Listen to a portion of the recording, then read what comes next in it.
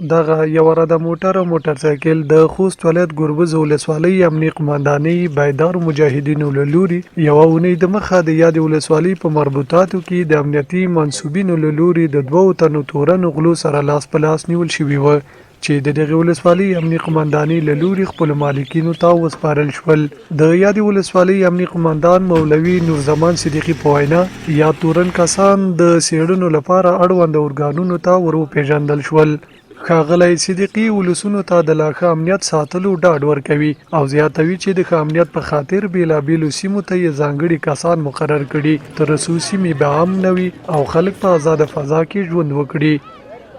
دا کوم موټر چې و موټر سرچا موټر دا د خوست بزوره او د تختپیک نه بداز کې غلا شوه او تښتول شوه او د دغه په تورم 2 کسون لوس په لوس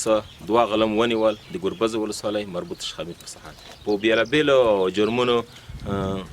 500 پر شاوخوا دا غله اختطافګر قاتلین کچکبر د موږ نیولې دي.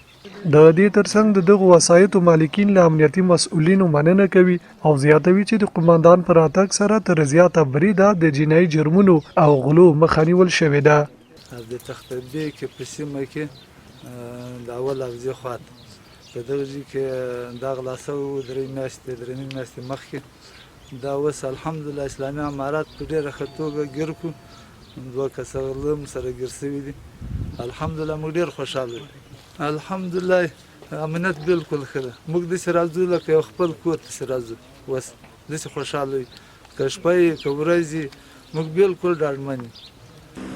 بل لور بیا د ګربز ولسوالۍ اوسیدونکي هم وایي چې د پخوا په پرتله امنیت ښه شوی او زیاتوي د ګربز ولسوالۍ پرسونل نام ډېر خوښي چې بریبار وي چې وي د سخی تر وځي مقصد څوک جنګ یې شانه شي کړای روش کښ بيخي د بخوا په شهر ډېر دی امن امنیت د ګربز ولسوالۍ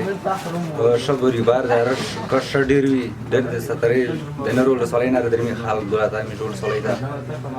ولسوالۍ ان شاء الله مې امنیت شکل برقرار ساتي مزدګار ډېر وځي څوک سپکه جنګ نه نشته شاسه کوي